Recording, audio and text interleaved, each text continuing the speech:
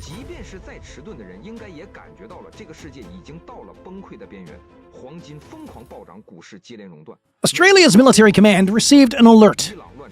Several Chinese warships were operating within range of sensitive northern sea lanes. Surveillance aircraft flying out of RAAF base Darwin confirmed the presence of a Chinese naval formation unusually close to Australia's exclusive economic zone.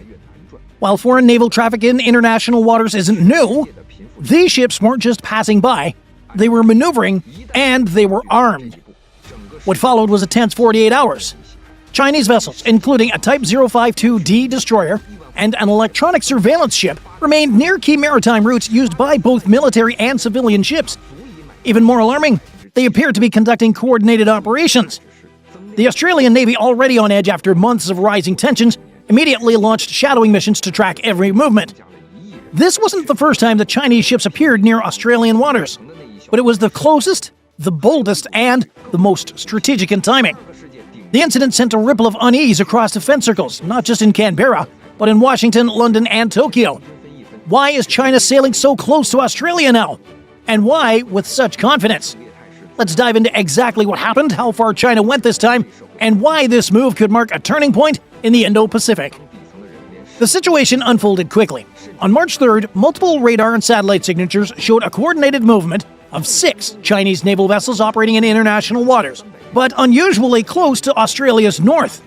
Among them were 2 advanced Type 054A frigates, a Type 052D destroyer equipped with vertical launch missiles, a signals intelligence or SIGINT vessel, and 2 logistical support ships.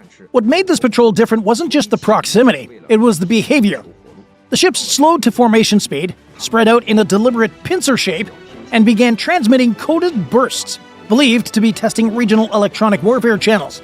This type of maneuver isn't typical for routine patrols, and according to defense sources, the SIGINT ship lingered just outside of Australia's EEZ boundary, gathering data from civilian and military frequencies alike. Military aircraft flying patrol routes, including the P-8A Poseidon, were rerouted for extended coverage. Australian Command flagged this movement as a Level 3 surveillance priority, a status normally reserved for high-risk unidentified submarines or direct threats to national infrastructure. China's warships didn't issue warnings, but they activated radar systems typically reserved for combat readiness. These missions were picked up by U.S. intelligence satellites in Guam, further verifying the unusual nature of the deployment. Within hours, the U.S. Indo-Pacific Command issued a low-key NOTAM, or Notice to Airmen, warning commercial pilots to avoid the area northeast of Darwin due to foreign naval exercises. By midday, the Australian public had already started reacting. Local Darwin media outlets published aerial footage leaked by defense watchers. The headline on NT News read, "Red ships on the horizon." Some residents near coastal defense facilities reported hearing the low rumble of jets taking off throughout the night. The real wake-up call came when China's Ministry of Defense released a statement the next day. It read, "China has the right to conduct peaceful naval operations in the Indo-Pacific, just as others do near our coasts. Australia should not exaggerate routine activity." That didn't sit well with Australian officials in Canberra.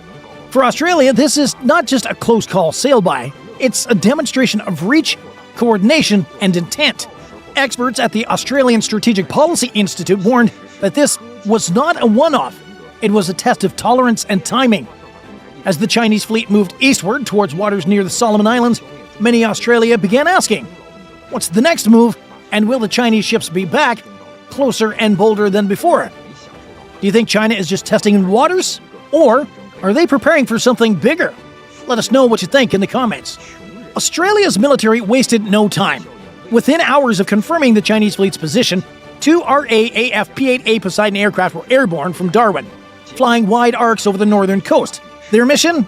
To gather high-resolution images, monitor communication signals, and establish a constant eye on the intruding vessels. Simultaneously, the Royal Australian Navy dispatched 2 Anzac-class frigates, HMAS Parramatta and HMAS Toowoomba, to shadow the Chinese ships from a safe distance. Armed, but not confrontational, these frigates maintained radio silence while tracking every maneuver, reporting data back to Fleet Command in Sydney in real time. Behind the scenes, Australia activated its Joint Intelligence Operations Centre, or JIOC, where analysts from the Defense Intelligence Organization and allied agencies pooled data. The Chinese ships' electronic signatures, weapons system status, and radar patterns were logged and compared to previous encounters in the South China Sea. But Australia didn't respond alone. Just 48 hours after the sighting, US and UK representatives at the AUKUS Defense Coordination Council received a classified briefing from Australian officials. Sources later confirmed that within days, a US Navy P-8 and a British Astute-class submarine were both operating in the Coral Sea, not far from the Chinese formation's path. It was a subtle but unmistakable message. AUKUS was watching. The government also launched a diplomatic wave, briefing officials in Indonesia, Papua New Guinea, and New Zealand. The Solomon Islands, long seen as drifting toward Chinese influence, were specifically warned about the implications of allowing warships to anchor in their ports. According to leaked cables, Australia even offered financial aid packages to strengthen maritime patrols among smaller Pacific nations. Meanwhile, at home, the public response was intense. Editorials in major newspapers called for stronger coastal defenses. Defense analysts appeared nightly on TV, warning that the Indo-Pacific was becoming the new chessboard of the 21st century power politics. In Darwin, increased military activity was impossible to miss.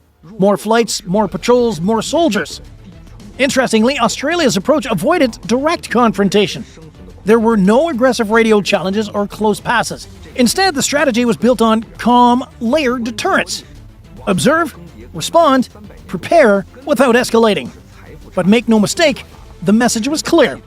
If the Chinese fleet thought Australia would stay quiet, they were wrong. And if they returned with greater force, Australia would not be alone in its response. So what if they come back and get even closer next time? Remember, this wasn't just a military maneuver. It was part of a broader pattern. China pushing its influence deeper into the Pacific. As Chinese warships loomed near Australia's northern sea lanes, the AUKUS alliance linking Australia, the United States, and the United Kingdom quietly shifted gears from long-term strategy to immediate coordination. Just a week after the naval standoff, Australia, the US, and the UK began a high-intensity joint exercise in the Coral Sea, involving over a dozen warships, long-range surveillance aircraft, and even cyber warfare units. Officially labeled as routine interoperability drills, the timing said otherwise. One key development? The presence of a Virginia-class U.S. nuclear submarine operating near the drill zone. While its exact location remained classified, its deployment was confirmed by defense officials. This marked the first time Australia coordinated real-time submarine tracking with the US and UK commands in response to Chinese activity so close to home. In Parliament, Prime Minister Anthony Albanese reaffirmed the country's AUKUS commitment, calling it a shield against coercion. He also revealed that construction had begun on infrastructure to host rotating US bomber units in northern Australia, part of a broader deterrent strategy to signal that any threat to Australia would be met with coordinated force. Meanwhile, a newly commissioned Royal Australian Air Force cyber team, trained in the US, ran electronic disruption simulation, testing how Chinese vessels might respond to non-kinetic attacks. The results of these classified scenarios were briefed to AUKUS members and reportedly led to an upgrade in Allied readiness protocols. But AUKUS isn't just about hardware, it's about signaling. And the message was loud and clear. Australia will not face this challenge alone. Still, questions remain. Can the alliance stay this united when tensions escalate further? And will these exercises be enough to keep China from pushing again?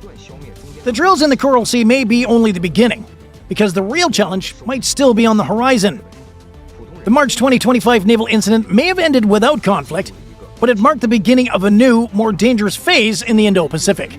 Military analysts now warn of a slow-boil scenario, where Chinese warships return more frequently, each time pushing slightly deeper or staying slightly longer. The goal? To normalize their presence and make resistance seem unreasonable or overly aggressive. This isn't speculation either. In recent weeks, unconfirmed reports suggest China has approached multiple Pacific nations, including Vanuatu and Kiribati, with offers to expand port infrastructure.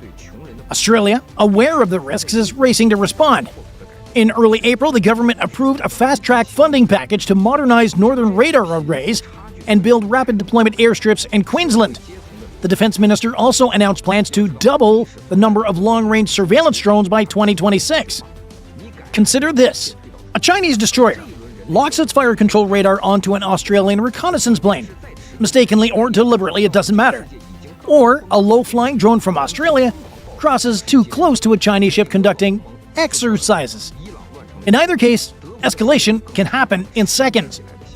Military history is full of flashpoints that started with misunderstandings. The 2001 EP-3 incident between the US and China is just one example. In today's faster, more interconnected battlefield, there's even less room for error. Some experts warn of a potential Taiwan spillover effect. If tensions escalate in the Taiwan Strait, Chinese fleets could push even further into the Pacific as a diversion or show of force. In that case, Australia's northern defense line might become a front line almost overnight. So what does Australia need to do next? Build faster, think sharper, and keep working with allies who share the same fears and values. The future of peace in the Pacific depends on whether democracies can match the speed and ambition of a rising China. If you were in charge of Australia's defense right now, would you ramp things up even more or try to cool things down? Let us know what you'd do in the comments. This wasn't just a close call at sea. It was a clear signal from Beijing. We can reach your doorstep. What are you going to do about it? For Australia and its allies, that question now defines their next moves in one of the world's most contested regions. What unfolded in March 2025 exposed more than a fleet near Darwin. It revealed just how fast Indo-Pacific balance is shifting and how prepared or unprepared countries might be when those shifts turn into pressure points. China's growing naval reach, island diplomacy, and dual-use infrastructure projects show a long game. Not built for a single headline, but for strategic advantage over years. Australia's answer? Rapid modernization, stronger alliances, and sharper diplomacy. The tools are in motion, but time is the real challenge. This isn't a movie plot. This is the beginning of a high-stakes rivalry playing out on real maps with real consequences. Each drill, each agreement, and each patrol is just another piece on the chessboard. And as more ships sail through these waters, the line between influence and intimidation is getting harder to see. So let me ask you this. Do you think these moves are part of a future conflict or a new Cold War already underway? Drop your thoughts in the comments. We read every one. And hey, we're almost at 100,000 subscribers, and you can help us reach it. If this video gave you a new perspective, then hit that like button, subscribe, and stay updated. Turn on those notifications so you never miss an upload. Thanks for watching, and we'll see you in the next one. 不过我们今天好像进入了一个前所未有的困局，核武器的出现让